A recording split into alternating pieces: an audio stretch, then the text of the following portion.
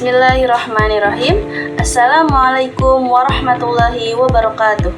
Sa'aqumu fi hadhil fursah bisyar'i maudu' al-furuqu al-fardiyah al-lughawiyah. Alhamdulillahirabbil alamin. Segala puji bagi Allah Subhanahu wa taala yang telah memberikan kita nikmat iman, Islam, kesehatan dan kesempatan sehingga kita dapat berkumpul pada kesempatan ini. Salawat serta salam sehingga senantiasa tercurah kepada junjungan kita Nabi Muhammad SAW, kepada keluarga, sahabat dan seluruh umatnya hingga akhir zaman. Pada kesempatan kali ini saya akan mempresentasikan materi yang berjudul Al-Furuqu Al-Fardiyah Al-Lughawiyah atau perbedaan individual dalam bahasa. Teman-teman sekalian, bahasa merupakan alat komunikasi yang sangat penting dalam kehidupan manusia. Dengan bahasa, seseorang dapat menyampaikan pikiran, perasaan, gagasan, khususnya bahasa Arab. Setiap individu memiliki kemampuan yang berbeda-beda.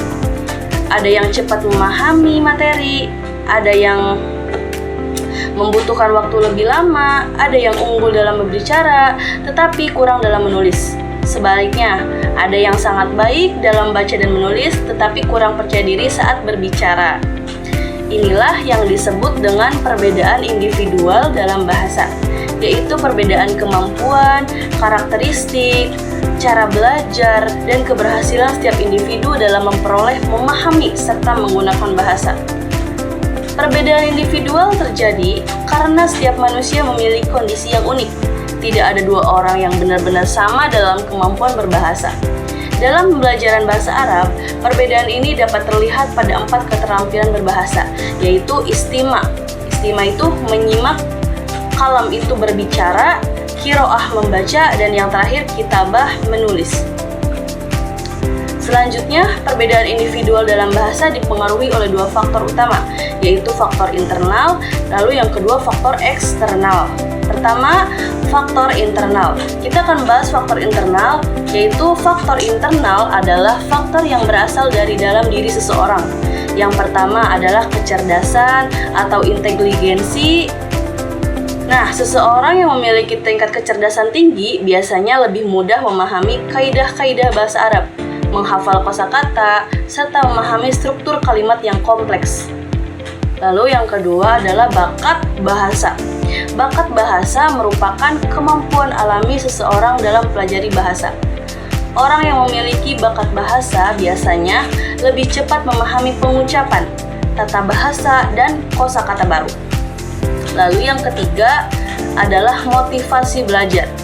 Motivasi menjadi salah satu faktor yang sangat penting dalam keberhasilan belajar bahasa Arab. Semakin tinggi motivasi seseorang, maka semakin besar pula usaha yang dilakukan untuk mencapai keberhasilan belajar. Lalu yang keempat adalah gaya belajar. Setiap peserta didik memiliki cara belajar yang berbeda-beda. Ada yang lebih mudah memahami materi dengan melihat gambar atau tulisan, ada yang lebih mudah memahami melalui pendengaran, dan ada pula yang lebih suka belajar melalui praktik langsung. Lalu yang kelima adalah kepribadian dan faktor afektif. Apa itu kepribadian dan faktor afektif? Yaitu rasa percaya diri, keberanian, serta tingkat kecemasan seseorang dapat memengaruhi kemampuan berbahasa. Peserta didik yang percaya diri biasanya lebih aktif berbicara dan berlatih menggunakan bahasa Arab. Lalu yang kedua, itu ada faktor eksternal. Faktor eksternal adalah faktor yang berasal dari luar diri individu. Kalau tadi internal yang berada di dalam diri individu, kalau eksternal di luar individu. Oke, kita akan membahas faktor eksternal. Yang pertama adalah lingkungan bahasa. Lingkungan yang mendukung penggunaan bahasa Arab akan membantu peserta didik lebih cepat menguasai bahasa tersebut. Misalnya, lingkungan pesantren atau komunitas yang sering menggunakan bahasa Arab dan dalam kehidupan sehari-hari. Lalu yang kedua ada kualitas pengajaran.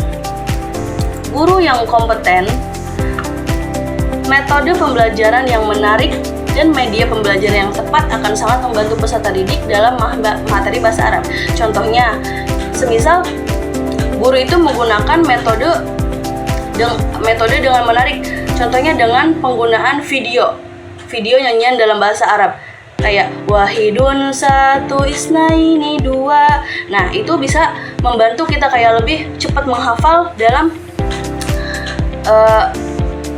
materi pembelajaran bahasa Arab tersebut. Lalu yang ketiga adalah latar belakang bahasa pertama. Bahasa ibu yang digunakan seorang dapat memengaruhi proses belajar bahasa Arab. Terkadang terdapat bunyi atau struktur bahasa yang tidak ditemukan dalam bahasa Indonesia sehingga menjadi tantangan tersendiri bagi peserta didik. Lalu selain faktor-faktor tersebut, terdapat beberapa jenis perbedaan individual dalam bahasa.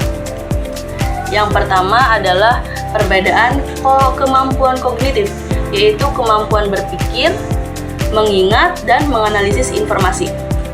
Lalu yang kedua adalah perbedaan gaya belajar, yang terdiri dari gaya belajar visual, auditorial, dan kinestetik. Yang ketiga adalah perbedaan motivasi. Ada peserta didik yang belajar bahasa Arab untuk tujuan akademik, ada yang ingin memahami budaya bahasa Arab, dan ada pula yang ingin memahami Al-Quran dan hadis secara langsung. Jadi berbeda-beda ya.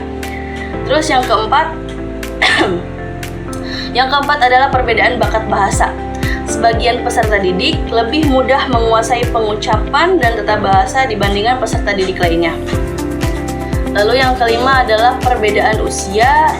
Anak-anak biasanya lebih mudah meniru pelafalan bahasa, sedangkan orang dewasa lebih unggul dan memahami aturan tata bahasa secara logis dan sistematis.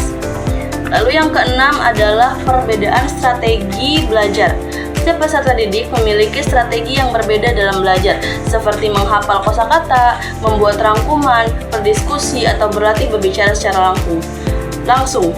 Yang ketujuh adalah perbedaan kepribadian. Peserta didik yang ekstrovert cenderung lebih aktif berbicara dan berdiskusi, sedangkan peserta didik yang introvert biasanya lebih nyaman belajar melalui membaca dan menulis. Dari pembahasan tersebut, dapat kita pahami bahwa perbedaan individual merupakan hal yang wajar dan pasti ada dalam setiap proses pembelajaran bahasa. Oleh karena itu, seorang guru harus memahami karakteristik peserta didiknya agar dapat memilih metode, strategi, dan media pembelajaran yang sesuai dengan kebutuhan masing-masing peserta didik. Dengan memahami perbedaan individual, proses pembelajaran bahasa Arab akan menjadi lebih efektif, menyenangkan, dan mampu mengembangkan potensi peserta didik secara maksimal. Sebagai kesimpulan, perbedaan individual dalam bahasa adalah perbedaan kemampuan, karakteristik, dan cara belajar setiap individu dalam peroleh dan menggunakan bahasa.